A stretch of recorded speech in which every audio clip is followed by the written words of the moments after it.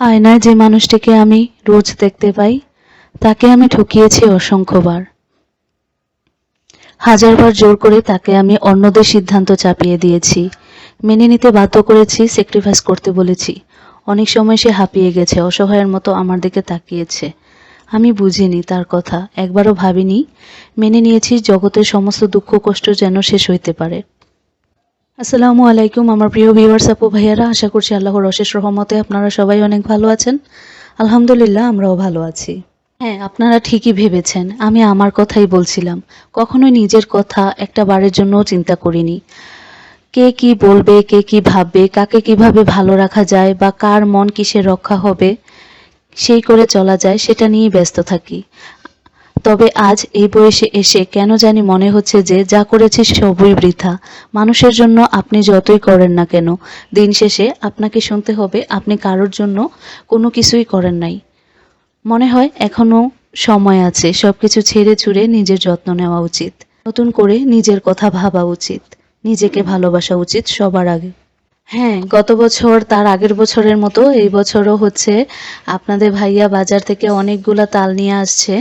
তো এই তালগুলো হচ্ছে দোকান পোশাক বন্ধ করে আসতে আসতে হচ্ছে তার অনেক রাত হয়ে যায়। তো আসার সময় দেখতে পেয়েছে হচ্ছে একটা লোক হচ্ছে অনেকগুলো তাল নিয়ে বসেছিল। তো ওই লোকটি বলতেছিল যে অনেক বড় বড় তাল ছিল, সবই বিক্রি হয়ে গিয়েছে, এখন ছোট ছোট তালগুলো রয়েছে, এগুলো আর বিক্রি করতে পারতেছি না। তারপর হচ্ছে আসার সময় হচ্ছে সস্তায় পেয়ে বস্তা ভরে হচ্ছে নিয়ে এসেছে। তো যন্ত্রণা তো কষ্ট তো হবে আমার, তো এগুলো করতে কিন্তু অনেক বেশি সময় লাগে, ধৈর্য লাগে। সবাই কিন্তু এগুলো করে ধরে তারপর প্রসেস করে খেতে পারে না, সবাই বোঝেও না। তো এই তো আমি হচ্ছে তালের রস বের করে নিচ্ছি। তো তালের রস বের করা আর কি, তাল পাকা তাল হলে কষ্ট কম হয়, আর একটু শক্ত শক্ত হলে কষ্ট বেশি হয়। আর এই তালগুলো একটু শক্ত শক্তই ছিল। পুরুষ মানুষেরা না আসলে এরকমই, কোনো কিছু পেলে রাস্তাঘাটে দেখলে চোখে দেখতে ভালো লাগলে নিয়ে চলে আসে, ভালো না খারাপ সেটা যাচাই বাছাই করে না। আর বাড়িতে নেওয়ার পর যে কি পরিমাণ কষ্ট হবে এগুলা চিপতে বা এগুলা করতে, সেটাও ভাবে না। এই যে দেখেন মাত্র পাকার মধ্যে যে কয়টা রেখেছি নিচে, ওই ওই বিচিগুলা মাত্র হচ্ছে চিপে রেখেছি, আর এখনো হচ্ছে বলের মধ্যে আরো কতগুলা ছিল। তো আমি হচ্ছে 9টার মতো তাল চিপেছি। তাল মানে তালের আজকে হচ্ছে তালের পায়েস রান্না করব। আর আমি কিন্তু কোনো মিষ্টি জাতীয় খাবারই পছন্দ করে খাই না। তো একমাত্র আমার কাছে মিষ্টি জাতীয় খাবারের মধ্যে ক্যারামেল পুডিং আর হচ্ছে লাচ্চা সেমাই, কম মিষ্টি দিয়ে যেটা বানানো হয় ওইটাই ভালো লাগে। আর কোনো মিষ্টি জাতীয় খাবার হচ্ছে আমার পছন্দ না। আমার হচ্ছে ঝাল খাবার পছন্দ, আমি হচ্ছে ঝাল লাভার। তো ফুচকা, চটপটি, বেলপুরি, তাছাড়াও আর যত রকমের ঝাল খাবার আছে ওইগুলাই হচ্ছে আমার পছন্দ। তো এই যে দেখেন আমি তাল চিপতেছি। তো এই তো এখন হচ্ছে মানে আমি তালগুলো সব চিপে নিব, তালগুলো চিপে নিয়ে হচ্ছে তালগুলো রস বের করে তারপর হচ্ছে তালগুলো ছেঁকে নিব। প্রিয় ভিউয়ার্স আপু ভাইয়ারা, গত বছরও আপনাদের সাথে হচ্ছে আমি তালের বড়া, তালের বড়া না, তালের ক্ষীর বানানোর রেসিপি শেয়ার করেছিলাম। আর তার আগের বছর তালের বড়ার ভিডিও শেয়ার করেছিলাম। তো এই বছরও ভাবলাম যে যখন তালের ক্ষীর রান্না করতেছি তো একটু আমার ভিউয়ার্স আপু ভাইয়াদের সাথে শেয়ার করি। আশা করছি আমার আজকের ব্লগটি আপনাদের কাছে ভালোই লাগবে। তো এই তো আমি তালগুলো ছেঁকে নিয়েছি, ছেঁকে হচ্ছে এখন হাঁড়িতে রেখে দিয়েছি। আর এটা হচ্ছে একদিন বিকেলবেলা করেছিলাম, আর এটা হচ্ছে তার পরের দিনের ভিডিও। তো বিকেলবেলা তালগুলো চিপে ছেঁকে একটা উর্তা নিয়ে আনিয়ে একটা বলক আনিয়ে হচ্ছে রেখে দিয়েছিলাম। আর এখন হচ্ছে আপনাদের ভাইয়া নারিকেল ছিলে দিচ্ছে। এতগুলা তাল হচ্ছে আমাকে দিয়ে চিপাইছে, এজন্য হচ্ছে তাকে দিয়ে হচ্ছে নারকেলটা কোড়াইলাম। তো আমার একদম হাত ব্যথা হয়ে গিয়েছে না তাল চিপতে চিপতে। তো এই তো আমি হচ্ছে এখন তালের ক্ষীরটা রান্না করব। আর এই খাবারটা কিন্তু অনেক মজা করে খায় আমাদের ঘরের সবাই। আসলে আমি কড়া মিষ্টি জাতীয় কোনো খাবার হচ্ছে খেতে পারি না, আমার কাছে ভালো লাগে না। সেটা যেটাই হোক না কেন, পায়েস হোক, ক্ষীর হোক বা যে কোনো খাবার, মানে আমার মিষ্টি জাতীয় খাবার খেতে ভালো লাগে না। আমার কাছে হচ্ছে মানে একটু টক ঝাল খাবারই ভালো লাগে। তো এই তো তালের ক্ষীর রান্না করার জন্য আমি তালগুলোকে বলক তুলে নিয়েছি। এখন হচ্ছে আমি 1 কেজি পরিমাণ হচ্ছে চিনি দিয়ে দিয়েছি, কারণ এখানে অনেকগুলা তাল। আর এই ভাত মানে যে হাঁড়িটা আমি নিয়েছি এই হাঁড়িতে হচ্ছে মানে ভাত রান্না করি না, এটা হচ্ছে 2 কেজি চালের ভাত আটে যেই পাতিলে, ওইটা হচ্ছে ওই সাইজের পাতিল। মানে 2 কেজি চালের ভাত রান্না করা যায় এই হাঁড়িতে অনায়াসে। তো এটা কিন্তু অনেক বড় একটা হাঁড়ি। তো এই তো এখন হচ্ছে আমি 2টা তেজপাতা দিয়ে দিয়েছি। আর এই তো আমি একটু ঢেকে দিয়েছিলাম যেহেতু এলপি গ্যাসে রান্না করতে করতেছি, তো বলক এসে হচ্ছে অনেকগুলা হচ্ছে উপর থেকে পড়ে গিয়েছিল। তারপর আমি হচ্ছে গ্যাস বন্ধ করে আধা ঘন্টা ধরে হচ্ছে ওইগুলা পরিষ্কার করেছি। আর এই তো বলক এসে পড়ে যাওয়ার কারণে আপনাদের ভাইয়ের থেকে অনেক কথাও শুনতে হলো। তো এমন ভাবে মুখের দিকে তাকিয়েছিল চোখ দুটো বড় বড় করে, তো কি আর বলবো।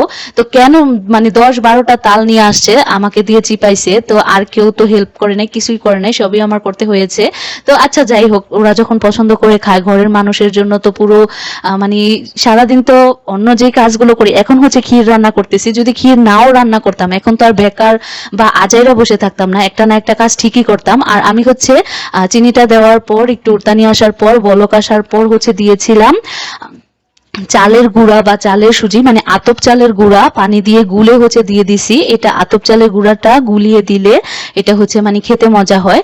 আর 1 কাপ পরিমাণ আতপ চালের গুঁড়া আমি হচ্ছে পানি দিয়ে পাতলা করে গুলে দিয়ে দিয়েছি। আর এই গুলাটা দেওয়ার সাথে সাথে কিন্তু একদম তালটা ঘন হয়ে যাবে। আর তাল কিন্তু বারবার বারবার নাড়তে হয়, না না নাড়া দিলে কিন্তু একদম নিচ দিয়ে লেগে যাবে। আর লেগে গেলে কিন্তু খেতে ভালো লাগবে না, ঘ্রাণ মানে ভালো থাকবে না, পুরা ফ্লেভার চলে আসবে। আর এখন আমাদের পুরো ঘরে তালের একদম মানে পুরো ফ্লেভারে ভরে গিয়েছিল। তো চিনিটা মিষ্টিটা মাকে দিয়ে হচ্ছে টেস্ট করালাম, বলতেছিল যে আরেকটু চিনি লাগবে। মানে আমি আমাদের বাসায় আমার বিয়ের পর থেকে যতদিনই হচ্ছে মিষ্টি জাতীয় কোনো খাবার রান্না করাইছি আর তারপর হচ্ছে মা আর বাবাকে দিয়ে টেস্ট করাইছি, তারা কখনো বলে নাই যে মিষ্টি হয়েছে আর লাগবে না। তারা বলছে যে আরেকটু লাগবে, আরেকটু দেওয়ার পরও যদি আরেকবার টেস্ট করাইছি তারপরেও বলবে আরেকটু লাগবে।